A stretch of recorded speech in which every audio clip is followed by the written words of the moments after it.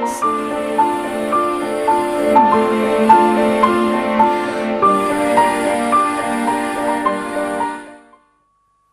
¿qué tal? Muy buenas tardes. Bienvenidos a Espacio Abierto.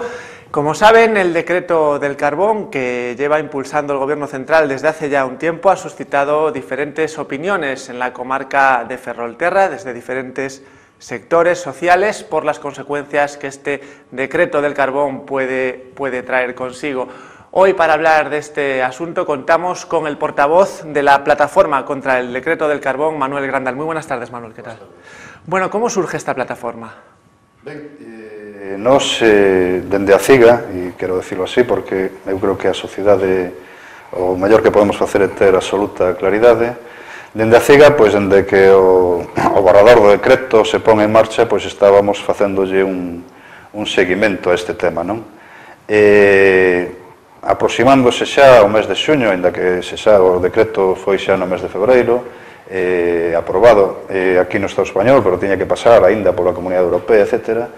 Pois a finais de xuño, mediados de xuño, pois xa empezamos a detectar no sindicato pois empresas que dependen da térmica das Pontes, as cais se lles estaba plantexando no sindicato expedientes de regulación de emprego. Estou a referirme a Pérez Torres, por exemplo, que traballa no porto exterior, no porto de Ferrol, ou a empresas de limpeza da central térmica de arriba das Pontes, non? Ben, nos encetamos aí un camiño que foi poñernos en contacto non só con estas empresas, que é a nosa obriga como sindicato, sino tamén como aquelas entidades que entendíamos que iban ser especialmente afectadas de seguir en marcha o decreto de carbón. Estou a falar de asociacións de empresarios, transportistas e mesmo o porto exterior, non? E as conclusións que chegamos, non era difícil chegar, tamén hai que decirlo, é que a repercusión, aparte da repercusión laboral que nos compete a CIGA, entendíamos, e tamén nos compete por ser un axente máis desta sociedade, veíamos que a repercusión económica e a influencia que isto iba a ter era terrible. Por eso decidimos que non debera de ser un tema exclusivo da CIGA, sino que tiña que ser un tema de toda a sociedade de Ferrolterra, insisto, porque as súas consecuencias, tanto laborais como económicas, son moi perniciosas, non? E ese foi o obxectivo e ese foi o porqué fixemos unha autoconvocatoria para poñer en marcha unha plataforma para traballar en contra deste decreto. E a quen integra esta plataforma? Pois ben, esta plataforma empezou, xa digo, na primeira autoconvocatoria. En esa plataforma empezamos, digamos, a poñela en marcha, porque así foi en esa reunión, éramos os que estábamos. Insisto moito que este é un dos temas nos quais hai que ter absoluta claridade hacia a sociedade. Estaba a BNG, estaba a CIGA, está o STG, está o Concello de San Sadurniño. Fixemos unha segunda convocatoria que foi o día 15 deste mes, é dicir, o venres pasado, na cal xa se sumaron 19 entidades máis. Aí xa temos empresarios, é dicir, do transporte, temos transportistas, temos mesmo a asociación de hosteleiros, asociacións de veciños, etc., non? E esperemos que ese é o obxectivo, que a plataforma vaya aumentando as súas adhesións, se adheriu tamén Rumbo 21, etc., etc. Hablaba antes de las consecuencias que puede traer la aplicación de este decreto, concretamente, ¿cuáles son? Ben, as consecuencias, se algo me alegra, entre comillas, dentro da desgracia, é que xa coincidimos todos. Xa non é unha cuestión de alarmismo por parte de ninguén. Xa coincidimos todos nas consecuencias, mesmo a propia Xunta de Galicia dá os datos e fala en canto a 3.500 empregos no que é o que vai a levar consigo este decreto aplicando nas centrales das Pontes e Meirama, falando de empregos, e as consecuencias económicas para o porto exterior se fala de máis de 3 millóns de euros, non só para o porto exterior, sino que están as consecuencias camioneiros. Estamos falando de máis de entre 120 e 150 camioneiros, toda a hostelería, todos os talleres que están de arredor, etc., etc. E iso, xa digo, dentro da desgracia, alégrame que non é un problema do alarmismo, sino que as propias institucións e todas as valoracións, partidos políticos dende a dereita á esquerda, coinciden en estas consecuencias, mesmo os que non están na plataforma. Todos coinciden en cales son as consecuencias, incluindo tamén aí aos sindicatos, Comisións Obreiras e UGT, outra cousa é a atitude que tomen, ¿no?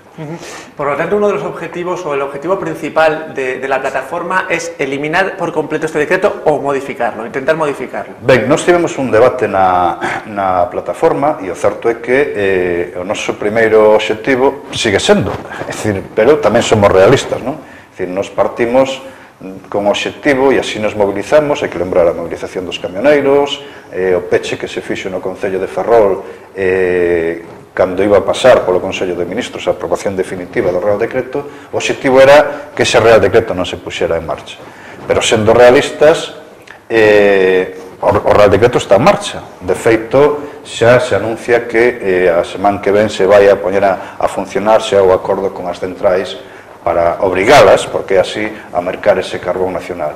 Ante esta tesitura, nós tivemos un último debate e fixemos unha proposta á sociedade e que, como sabes, o que estamos pedindo é unha entrevista con o ministro, tamén ya queremos trasladar ao ministro, e é que é moi básico, e é que este Real Decreto, que está aí, somos conscientes de que tiralo, mesmo as palabras de Sebastián, de alguma maneira o ratifica, é prácticamente imposible, pois nós o que vimos a plantexar é que as consecuencias do Real Decreto non as pague única e exclusivamente as centrais térmicas galegas, Endesa, as Pontes e os ciclos combinados, non referíndonos única e exclusivamente ao carbón, senón que o que decimos é que ese 9% que se fala de carbón nacional que se vai a consumir sexa repartido proporcionalmente entre todas as fontes de produción de enerxía eléctrica, é dicir, hidroeléctrica, nuclear, etc., proporcionalmente. Por lo tanto, non se nos podrá achacar de insolidarios. Insolidarios será quen plantexa que non sexamos que nos paguemos os platos de todo o decreto, non? E nese sentido, esa é a nosa proposta e creemos que debe de ser, que ten que ser entendible non só pola sociedade galega, sino pola sociedade do Estado e polo goberno. Y hasta el momento, ¿cuáles han sido las acciones más importantes que ha llevado a cabo la plataforma? Ben, como xa un pouco nomeaba anteriormente, a plataforma ante esta situación fixemos unha primeira movilización que foi a marcha con os camións dende as Pontes ao porto de Ferrol. Esa marcha tuvo, creo que un gran éxito. Seguimos traballando na ampliación da plataforma, poñéndonos en contacto con concellos, entidades sociais, etc. E logo, o 1 de outubro, coincidindo con o tema do Consello de Ministros, fixemos ese peche no Concello.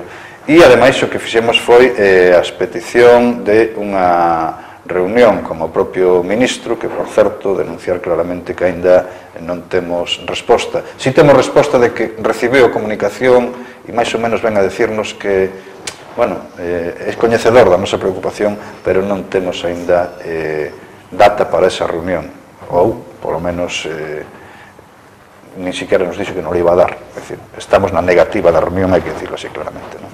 Por lo tanto, el balance que se puede realizar de estas acciones llevadas a cabo por la plataforma es positivo. Claro que é positivo, porque o bon da plataforma é que conseguimos, eu decía antes, que a sociedade se sensibilice con este problema, porque certamente até o mes de xullo que se empezou a destapar, pois, bueno, estaba aí como medio oculto. É certo que se sabía, non? Unha anécdota, non? É dicir, nós cando empezamos a ter así reunións, non? Como decía antes, con asociacións de empresarios, mesmo autoridade portuaria, con partidos políticos, eu creo que eso a sociedade ten que sabelo, non?